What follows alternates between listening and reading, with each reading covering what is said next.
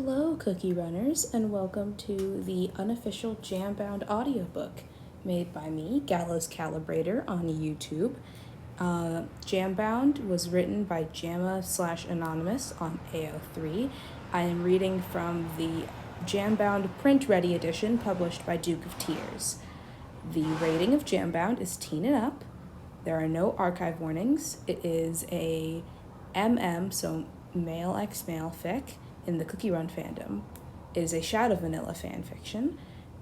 The tags are emotional hurt, comfort, imprisonment, dreams and nightmares, codependency, slow burn, canon typical violence, soul bond, and brief mentions of suicidal thoughts. So if any of that doesn't sound like what you want to read, or I guess listen to in this case, feel free to click off. Once again, I do want to state that I did not write Jambound. I am just reading it as a small project. All right. I also apologize for any blips or cuts in the audio. I may have to stop recording and go do something else. So if there are any stops in the audio that sound like they stopped and I picked up at a later time, it's probably because I did pick up at a later time. Unless requested by commenters, there will be no music in the background of this audiobook. If you do have any music requests, please let me know. I'll be happy to incorporate them. And for final things, please don't request any fics. This is mostly just a format test for a different thing that I want to read as an audiobook that is my creation on my channel.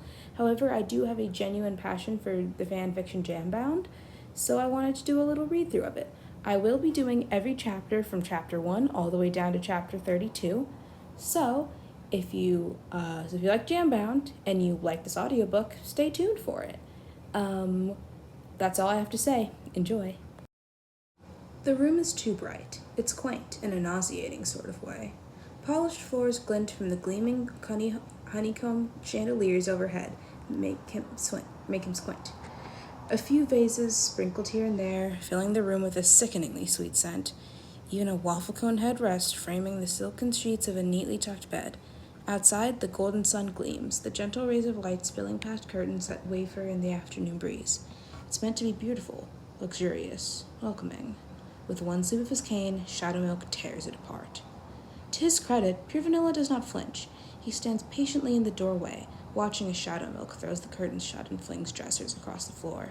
It's not until the concerned murmuring of other cookies draws near that there's a step forward, the door shutting to block them from view as Shadowmilk continues eviscerating every scrap of furniture before him. The bed he does not touch. When finished, the room is darkened, far beyond what any normal cookie could accomplish. A false midnight sky shimmers above, choking out any scrap of miserable light that dared dip into his domain. The gleaming ornaments that had filled the room with joy and life lie shattered on the floor, wooden carnage strewn carelessly. The chandelier now glimmers with faint blue flame, throwing dancing shadows across the wreckage that leave a bitter taste upon Shadowmilk's lips. Pure Vanilla clears his throat and the smile drops. Well, Pure Vanilla hums, stepping gingerly across a shattered lamp. I suppose I did tell you to make yourself feel at home. Shadowmilk does not answer him. There are tens of hundreds of witty retorts that spring to the tip of his silver tongue. He bites them all down, savoring the acrid taste of his own hatred. It feels sickening to be silent. The once fount of knowledge, the master of deceit, holding back his oh-so-valuable words. Anger like this is so potent, so stunning in the way it stiffens his movements and quickens his breath into something foul and acrid. To be reduced to a beast, not only in name, but in how the feeling of desperate savagery rips through him in each shuddering inhale. He does not know why he is here. Shadowmilk? He turns, the call of his name moving his body before he can refuse. His eyes land on the small speck of light that glitters on stubbornly in his darkness. Pure Vanilla's soul gem gleams under his hungry gaze. Shadowmilk takes in a steadying breath. He knows why he is here. Pure Vanilla must take his silence for something else, because he has the gall to reach out. His small hand lifted up to where Shadowmilk floats, a quiet beckoning to bring him closer. Shadowmilk fixes him with a loathing stare and the hand drops, returning back to its familiar perch atop the staff. Are you sure? Pure Vanilla's murmur is quiet, repugnantly gentle, a soft caress over Shadowmilk's bristling hackles that does nothing to soothe them. He finds his words. Sorry, did you need something? The words sail on a lilting tone, patronizing and cruel, Shadowmilk's specialty. Can't you see I'm busy redecorating? Another flick of his cane and the bed flips, tumbling up to pin against the ceiling. Really, I know you're needy and all, but I think you'd be smart enough to take a hint. Pure Vanilla's patient gaze does not waver. Worse, it softens. I have several summons to attend to this evening. Well, aren't you popular? I won't be able to return until after the moon is set. Pure Vanilla adjusts his grip on his staff. Shadowmilk tamps down on the vicious urge to sink his teeth into him. Will you be awake? Dollface, I'm surprised I'm awake as it is in this snooze fest of a place. Shadowmilk crosses his legs, flipping upside down in the air. Vanilla Kingdom? Really? Points off for originality there. I'll knock, Pure Vanilla replies quietly, if you'd like. Nothing about this has been what he likes. Hey, don't worry about it. Shadowmilk floats upwards, landing on the sheets of the bed still pinned overhead. Listen, if I'm snoozing, you're always welcome to come up here and get me yourself. A ghost of a smile graces Pure Vanilla's lips. Tonight, then. He turns to leave, and another impulse sings through Shadowmilk's core, one he is all too delighted to voice. I wonder what they think. Pure Vanilla turns back, a quiet, questioning gaze in his answer. You know, Shadowmilk smiles, all teeth, all bared, keeping a beast locked away in your chambers. Bit scandalous, no? You are my guest. The reply is too simple, comes too easily. They will respect that. In an instant, Shadowmilk is off the bed. Before the other can even blink, Shadowmilk's hovering over him, faces less than an inch apart as their gazes lock into place, one mismatched eye blinking back at the other. Misbegotten twins, each searching the other for an answer they were never going to give. That's not what I asked, Shadowmilk breathes. This close, he could smell Pure Vanilla's scent, light and gentle, cloying and intoxicating. It's a wonder he hasn't been crumbled already, that some equally fanged beast hasn't given in and devoured him whole.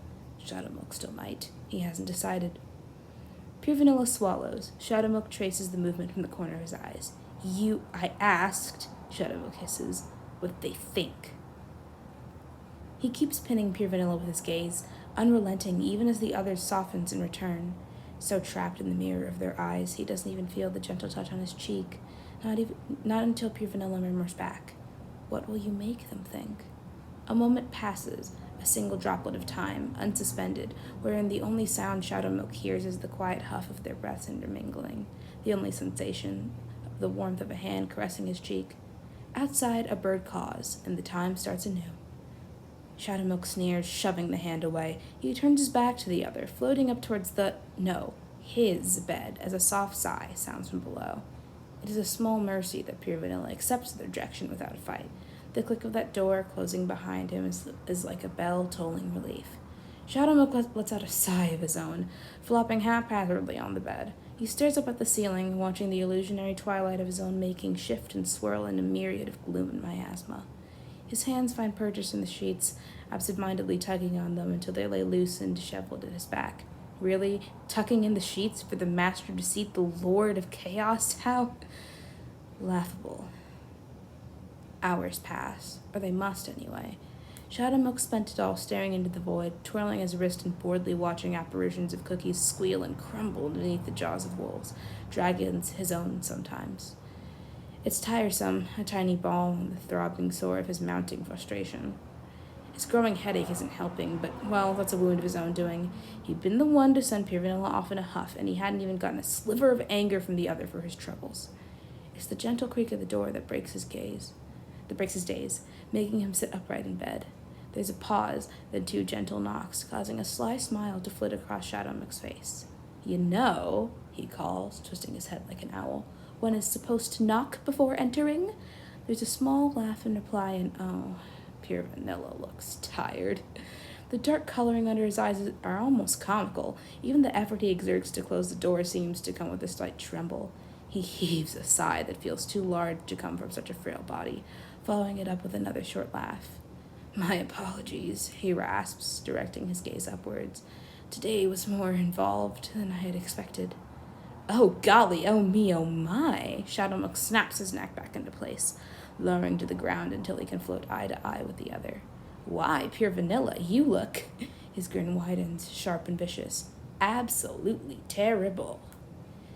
Pure Vanilla huffs another laugh as Shadowmilk gleefully continues. What do they do? No, wait, let me guess. Stick you under a rolling pin, drag you through the berry bushes, or maybe put you through the oven again?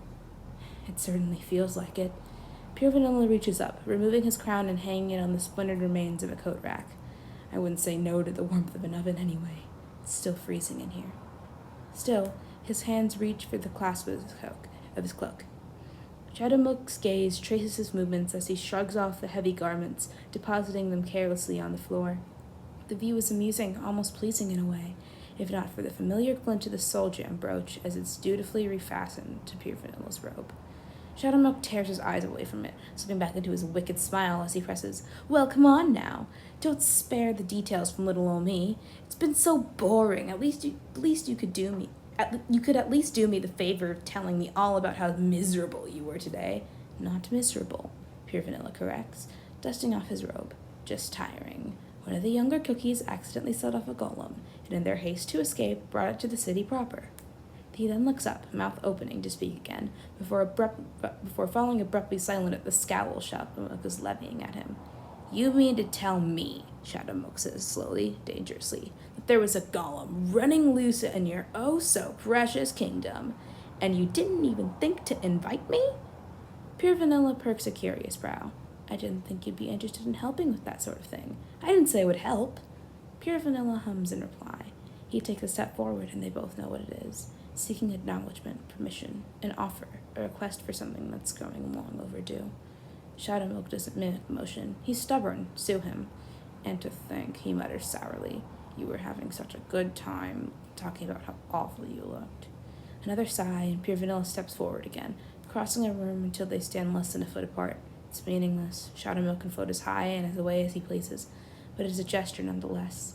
Pure Vanilla is, once again, the first to reach a hand across the bridge. Annoying. "You are welcome to join me tomorrow, if you so choose," Pure Vanilla says softly. "There's much more to this kingdom than you've seen through my eyes." Shadowmook sneers. "Oh, so I'm free to roam, do as I please? And here I thought you wanted me tucked away in this room, nice and quiet." "Doing as you please is not something I can promise, considering the capriciousness of your whims." Pure Vanilla tilts his head, trying to catch the gaze that Shadowmook is stubbornly averting. "But you never forbade me from leaving when I was in your home. As long as I have say, you will never be caged here." Shadowmook finally lowers his gaze. "You know I would have crushed you into pieces if you tried to leave." "Yes," Pure Vanilla replies evenly, "but still, there was a choice. I will not make you a prisoner here." And oh, how that draws a sneer to Shadowmook's face. His fist grasps the front of Pure Vanilla's robes, violently hoisting him into the air as the other lets out a startled noise. He then pulls them in close, locking their gazes as Pure Vanilla struggles in his grip. "Make no mistake, Nilly," he hisses. "We are both prisoners." His grip slackens, and Pure Vanilla drops to the ground. There's a small stumble, a wince, and a sharp inhale of breath. Shadowmook can't help but roll his eyes. "Fine," he sighs, massaging his temples. His headache is back, and he's tired too. Tired of this, tired of fighting the inevitable just because of this cookie. This damned cookie. "Let's just..." Shadowmook inhales, clasps his hands together, Joker smile back on his face. "Ah, shucks, I was probably too rough on a little old thing like you, huh? You know I just get so cranky when I'm cooped up. Brings back bad memories, but of a sensitive subject, you understand." Pure Vanilla is straightening up, using his staff for leverage as he looks Shadowmook up and down.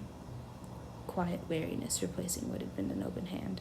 Deserved, perhaps. "Are we..." "Yes," Shadowmook interrupts. "Yes, all right. I've got a splitting headache anyway. All this pestering isn't helping my..." He waves a lazy hand around the room. Pure Vanilla follows the motion, scanning the destruction left by what used to be furniture. "There isn't anywhere left to sit, though. Could you..." Shadowmook sighs dramatically, rolling his cane. With a creaking groan, the bed on the ceiling flips over, dropping down with a shaking crash onto the floor. Pure Vanilla flinches at the impact, a small frown creasing his brow. "You know, you probably just woke half the castle." "Really?" Shadowmook draws. "I so graciously accommodate, and that's your thanks? Is this really how you want this to go?" "I suppose not." Pure Vanilla is already settling on the edge of the bed, hands folding in his lap. "You are trying." He's not, but he'll take it. With a heavy sigh, Shadowmook floats over to him, settling just inches away on the bedspread. A lazy glance over, and Pure Vanilla is still resolutely staring down at his hands, clenching and unclenching the fabric of his robe. He always gets so nervous when they do this, like it isn't his fault in the first place. Shadowmook's gaze drifts absently down to the soul gem tucked neatly against the other's chest. It gleams, even in the dim light, and even after all of Shadowmook's futile attempts to snuff out every bit of light within. In their mutual silence it hums, rings, pulses, louder and louder as Shadowmilk leans in closer. His own is singing in reply. The first time they'd done this had been the strangest, the worst. They hadn't known, couldn't have possibly known. Only base instincts had saved them, if one could even call them that. Shadowmilk had even ignored the pull the first time, chalking it up to nothing more than phantom pain. Back then, all those months ago, when he'd been licking his wounds in the safety of his other realm and soothing his bruised ego as best as he could, everything felt aggravated by the whines and cajoling of his minions. Their worship and praise of him had just been salt on the wound. He'd attributed the burning in his chest and shifting dreams of gold to nightmares to... Well, he didn't get trauma. Other cookies got trauma. He got something else. Annoyed, perhaps. Yet the dreams, above all else, had persisted. Shimmering fields of wheat, the bleats of lambs, a call rang in his ears pursued him night after night. Each dream a little different, always bright and full of him, that wretched face that plagued even his waking hours. They'd been irritating, and yes, his soul jam had burned hotter and hotter each night, but they were remnants, a memory of that brief moment where two had become one, where they'd been. He doesn't really remember what he thought after that, because an all-consuming pain had blanketed everything else. It had hurt more than anything he can remember, hurt more than his battles, or banishing, or even the first time one of his limbs threatened to crumble. And hurt had made him desperate. Shadowmilk had, unfortunately, had the upper hand. Pure Vanilla wouldn't know where to find him, but he'd known exactly where the other would be. There had been some small, warped solace that when he'd slithered out of the shadows into the other's room, when he'd stood to drink in the crumpled and shaking body of his foe, he'd known the pain was mutual. Shadowmilk? He's drawn out of his thoughts by a light touch to his shoulder. He shrugs it off, and Pure Vanilla's hand withdraws. Come on, he sighs, leaning forward. I know you've just been dying without me. You look it anyway. Pure Vanilla shifts closer, slow and careful. No matter how many times it's been, he never seems to lose that nervousness. While he's tentative, like he's afraid Shadowmilk's going to spook, like he's handling a wild beast. Perhaps there's some detestable truth in that. There's a gentle thump as the tip of their foreheads touch. Pure Vanilla's eyes flutter shut, and Shadowmilk allows his to do the same. Their hands find their soul jams, grasping around the frames as they sing, quivering in anticipation for the inevitable. This close, Shadowmilk can feel their pull down to his very core. His hands move blindly, pulling his own brooch forward as Pure Vanilla does the same. There's a breath, a moment of hesitation from no one but themselves. A soft clink as their jams touch is the only warning they're given before the world melts away. The feeling is indescribable. Nothing like that night atop the spire. Nothing like anything before or since. It is music and movement in a blur of blues and blacks, whites and golds that blend and swirl beneath his eyelids. Songs he'll never know whisper to him as he stands atop a mountain, beneath the sea, against the backdrop of the starry sky. He's a droplet in a river that flows in spirals around the moon. He dances on a stage that is strung up by golden thread. He's a prophet, a king, a god. He is dust. He's afraid, except he's not. Never afraid, never alone, because there's a hand clasped in his, tight and strong as everything comes undone and reforms in each blink of an eye. He's a fount, and he is himself. The two of him stand eye to eye and whisper something so sweet that it brings him to his knees. He wants to remember, but he doesn't, and then the music starts up again. Shadowmilk is never sure how long it's supposed to last. Most times they wake in the privacy of a room, dazed and sprawled into whatever chair or surface they've been sitting on after only a few minutes. The first time they'd been too close, clutching each other chest to chest in angry pain, desperation, a vicious embrace that had not ended until two guards had found them the next morning, ripping them apart with spear tips to Shadowmilk's throat. He barely remembers escaping, slipping away, still reeling from the days of the blues and golds in a haze that had not cleared for yet another day as he'd sworn, cheeks burning in shame that he was not to be blamed for a single fit of hysteria. When the burning sensation in his jam returned, he'd leveled a mountain in his rage. There had been some amusement, at least, in sneaking around, and Pure Vanilla's embarrassment and his desperation to hide their affliction from prying eyes. It had grown fun to toy with his reluctance, to wait out the agony by watching Pure Vanilla's own from the shadows, to see him wallow in his wretched, pathetic guilt, knowing Shadowmilk felt the same pain he did, that it was his fault. One stupid little trick at the spire, That's all it had taken. Now he's left playing pet for his own soul's thief. The irritation flowing through him must mean it's wearing off. Shadowmook slowly sits up, vision swimming as he groans. He rubs at his forehead, blearily taking in the still settling sights of the room. His room. His room in the Vanilla Kingdom, perfectly placed under pure Vanilla's thumb. A raspy, irritated growl echoes down his throat. There's a small sound. Shadowmook's gaze drops tiredly to the other slumped beside him. Pure Vanilla's lashes are fluttering, beckoning him back to the waking world. He looks small like this, dazed and confused, vulnerable, breakable. Shadowmook passes a hand over Pure Vanilla's brooch. The jam hums beneath his touch, but it does not warm. It does not call to him like before. It does not accept him anymore. Pure Vanilla had claimed it too thoroughly, stamped his own essence into what is rightfully Shadowmook's. Still, it resonates with his own half. That's something, maybe a small solace. It is the chance that maybe, just maybe, if Pure Vanilla falls, if he willingly takes a step just once more, well, all things in good time. Pure Vanilla's eyes crack open. Shadowmook swiftly snatches his hand away. Pure Vanilla's lidded gaze half follows the movement before he groans, burying his face deeper in the sheets. Small, weak, pathetic, like a baby bird. Shadowmook instantly dismisses the thought from his mind, giving Pure Vanilla's shoulder a rough shove. Hey, show's over. Don't you know it's rude to stick around? Changes on the nightstand, toots. Pure Vanilla groans again, but this time his eyes open in full. He wearily pushes himself up, getting to his feet as he absently brushes back the hair from his eyes. His stance is unsteady, swaying a bit before catching himself as he sighs. How long? Don't know. Shadowmook sing-songs. And don't care. Bye-bye now. Pure Vanilla vacantly shuffles over to the door, bending down to grasp half-blindedly at his coat before shoving his crown on his head. It lays askew, tilting to the right as Shadowmook grins at the sight. Really, truly pathetic. Shadowmook. Pure Vanilla's voice cuts through the quiet. Shadowmook allows his own languid gaze to drift up to meet Pure Vanilla's own. Yes? A beat before Pure Vanilla continues. I'd like you to be happy here. Oh, and isn't that funny?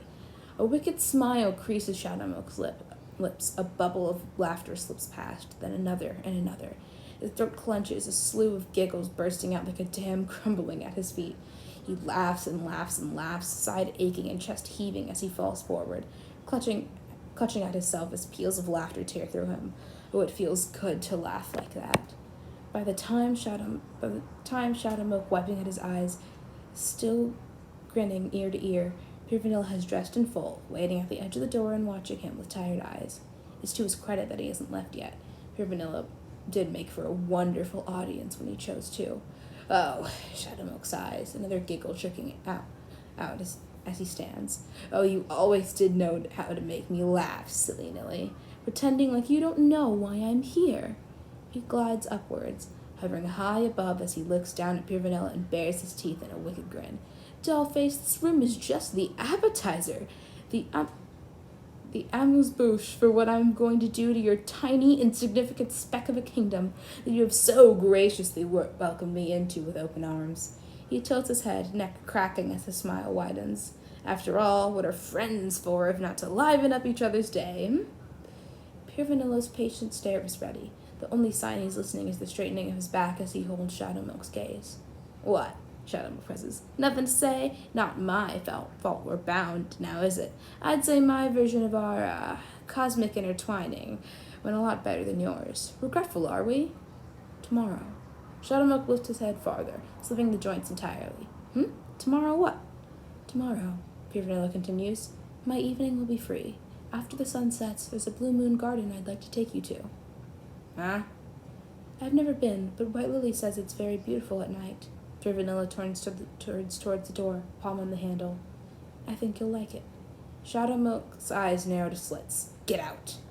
The sight of Pure Vanilla's back brings him no relief, nor the lock clicking into place. Not even hurling the wooden remains of what had been a dresser at the door is enough to itch the irritation crawling down Shadowmook's spine. With a huff, he floats back down, collapsing on the bed and rubbing at his forehead. He grabs at the sheets, pulling them over himself as he rolls on his side and stares venomously into the darkness. A hand reaches up to rub at his soul jam. Shadowmook's scowl deepens. It's humming again. And that is the end of chapter 1. There were a lot of mistakes in the reading, and I'm sorry about that. But if this does well enough, or I personally like it enough, it'll get more chapters. I'm hoping I'll be able to go all the way to chapter 32, but if I lose motivation, then I'm sorry. Once again, this is mostly just a test for the audiobook format on my channel. If I want to, if I feel comfortable with it after I'm done with Jambound, I might do Bluebell, and I might do Doll-Faced. And maybe a few other Shadow Vanilla works if I can get my hands on them. But yeah, thank you for watching this. It turned out a lot shorter than I thought it was going to. I'm trying to do character voices, but they are just going to be variations on my voice. So yeah, good night. Have a nice night from your local Shadow Milk fiction kin. Bye-bye.